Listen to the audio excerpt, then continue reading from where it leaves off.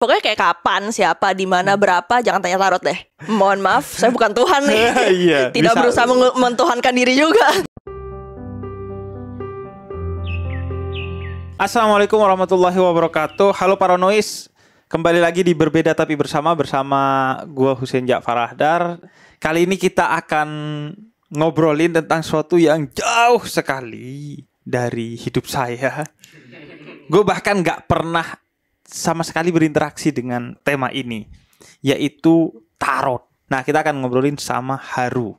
Halo. Halo Haru, apa kabar? Baik. Kalau tarot tuh disebutnya apa sih? Orangnya gitu ya, pembaca Tarot reader. Tarot reader gitu, pembaca sesimpel tarot itu aja gitu kok.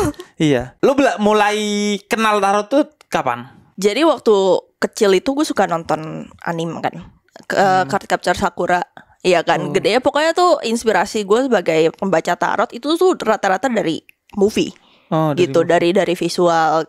Berbekal rasa penasaran, suatu hari gue ke Gramedia lagi keluar kota waktu itu. Ada tarot.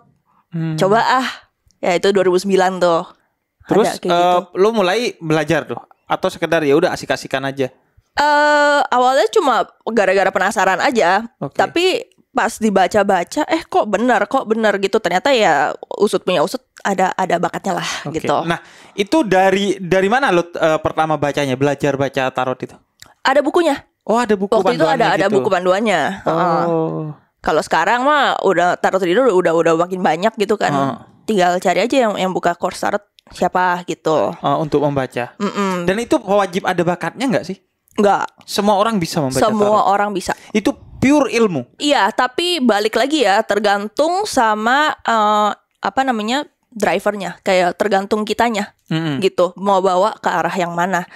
Ibarat kata sama kayak kamu pegang pisau, lu pegang pisau nih. Pisaunya buat motong sayur apa motong orang? Iya. Nah, itu beda gitu kan. Kalau tarot yang mistis-mistis mungkin ada. Tapi nggak semuanya kayak gitu. Oke.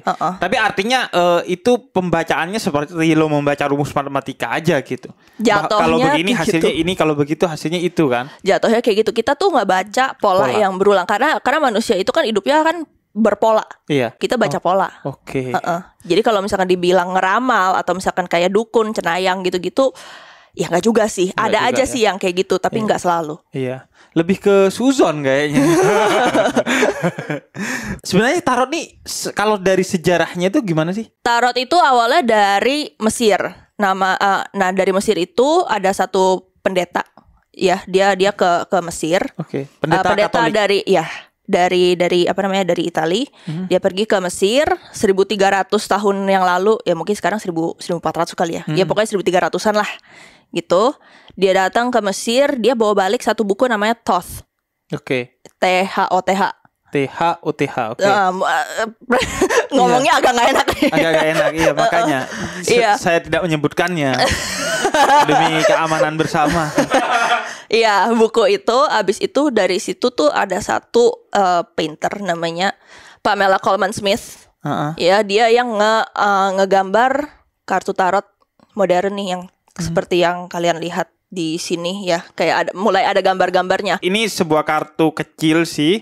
Dan kemudian ada gambar-gambarnya nih yang gua pegang nih, ada orang pegang lampu, orang tua pegang lampu, kemudian hermit ya? Orang tidur, kemudian ada orang berjalan di salju, orang disabilitas berjalan di salju. Ya pokoknya gambar-gambar lah. Bergambar berwarna, punya nomornya, ada nomornya. Ada nomornya, kan? kemudian berwarna. Nah, awalnya tuh kartu tarot gak kayak gini.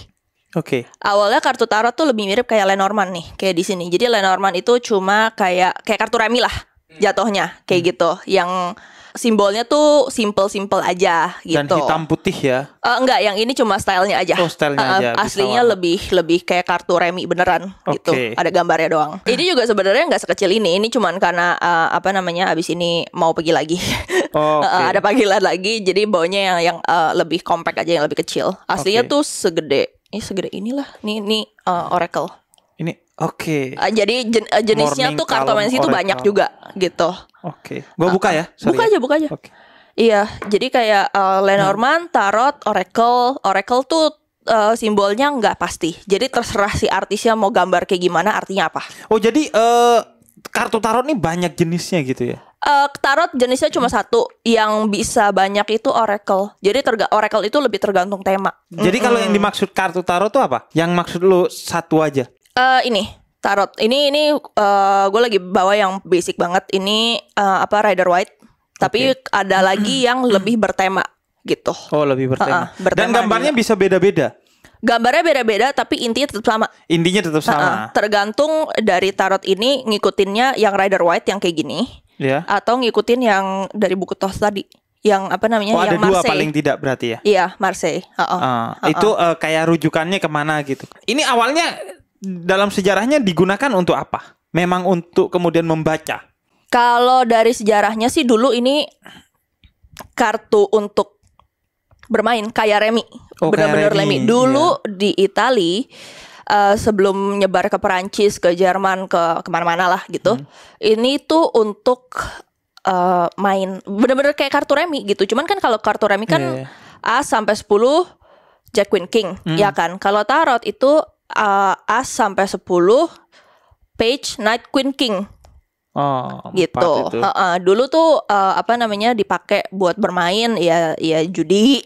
Iya, ya dari legal jadi ilegal gara-gara itu. Iya, ini yang awalnya dulu. Dilegalkan Itali sama gitu. paus sendiri. Wow. Paus siapa gitu namanya lupa. Oke, Dilegalkan dan untuk diilegalkan karena enggak judi dilegalkannya untuk bermain aja. untuk bermain. Untuk inilah temen orang-orang hiburan Itali lah. lagi ngeronda gitu, gak ada kerjaan, ya udahlah main tarot. Tapi ketika dijadikan judi diilegalkan. Ya dong, kan judi tidak baik gitu kan. Ya enggak, maksudnya yang diilegalkan kartunya pun. Betul. Oke, ini jadi- gua bisa ngasih insight bahwa di Islam juga ada beberapa ulama yang mengharamkan bermain kartu. Padahal kartu tuh kan kayak pisau ya, bisa buat bantu orang, bisa buat bunuh orang. Tapi karena memang sudah identik dengan judi, akhirnya kartunya pun diharamkan. Nah, kayak gitu. Sama ya di sebenarnya di sama. It's all about perspektif aja sih jatuhnya. Oke. Nah, itu cara kerjanya gimana tuh? Cara kerja dari tarot ya. Kita tarot itu punya esensinya sendiri. Jadi ada numerologi, ada sejarah, filosofi, psikologi, sama simbolisasi. Oke. Jadi kita kalau misalkan aku nyebut yang nggak baca itu ya beneran kita nggak baca. Misalnya kayak ambil kartu deh. Nih Knight of Pentacles nih, ada orang lagi nunggang kuda gitu kan, bawa pentacle koin. Iya. Bawa koin gitu. Ini artinya apa? Kita lihat dulu dari Knight ini tuh sosok seorang kesatria tuh karakternya tuh seperti apa? Pemberani, pantang menyerah, batu gitu kan. Nah, kita lihat lagi dari pentacle. Pentacle tuh elemennya apa? Tanah, ya kan. Kalau di tarot tuh pentacle tuh elemen tanah. Itu biasanya melambangkan kekayaan, materi, apapun yang prosperity gitu-gitu, kemakmuran. Ini bisa subjektif nggak bacanya? Artinya misalnya ya, gue buka kartu ini. Ketika gue nanya ke lu dan nanya ke pembaca tarot yang lain, bisa berbeda nggak mereka menafsirkannya? Tiap reader tuh pasti ngomongnya beda, tapi intinya tetap sama. Intinya tetap sama. Intinya sih kurang lebih sama. Karena secara ilmu ya udah gambar ini harus ini gitu kan. Yang ngebedain itu biasanya intuisi dari masing-masing readernya. Oke. Kayak gitu. Tapi intinya tetap sama gitu ya. Kurang lebih sama lah. Cuman ini deliverynya aja lah ya. Dia ngelihat kayaknya mukanya murung gitu. Kalau gue langsung sampaikan berita buruk ini, kayaknya dia geblak di sini, gue yang repot gitu. Tapi misalnya kayak kalau misalkan ini kan ada King of Cups ya, ada sosok raja bawa cawan gitu. Tergantung kartu kiri kanannya itu beda nggak? Jelek nggak? Jelek apa bagus? Itu beda. Itu bisa ngebedain. Bisa ngebedain, tapi tidak pada si pembacanya ya, tapi pada kartunya aja. Jadi pembacanya tafsirnya ini bagus atau buruk, bagus apa jelek gitu. Oke. Terus lu biasanya kedatangan klien gitu. Biasanya apa ininya? Dia minta dibaca apa ya? Udah standar sih ya. Standar tuh jodoh. Jodoh. Oke. Terus Percintaan, kerjaan. Karir ya. Percintaan, karir udah. Percintaan, karir. Kebanyakan rata-rata itu. Makanya kayak kalau lagi dapet klien yang Kak, temen saya kayak gimana? Wah, ini enak nih ngomongnya nih. Topiknya beda. Topiknya beda. Ada yang ngomongin keluarga, ada yang ngomong kesehatan. Boleh nggak sih gua minta bacain tarot ke lo untuk temen gua? Bisa, boleh. Bisa, boleh. Terus yang milih gua gitu. Dan itu bisa. Gue yang milih pun boleh. Oh. Dan Kalau itu bisa ya? dari gue, kenapa gue selalu minta profile dari klien, misalnya kayak nama lengkap, tanggal lahir. Kalau misalnya ada foto-foto boleh. Ya itu buat perkenalan dari energinya. Karena gimana pun juga unconscious kita tuh tetap subconscious kita tuh tetap terhubung gitu. Oke. Jadi kalau mau nanyain temen lu itu juga boleh, bisa. Bisa. Inilah step kedua dari gibah lah. Lo gibahin teman lo dengan nanyain ke tukang tarot agak lebih presisi gitu.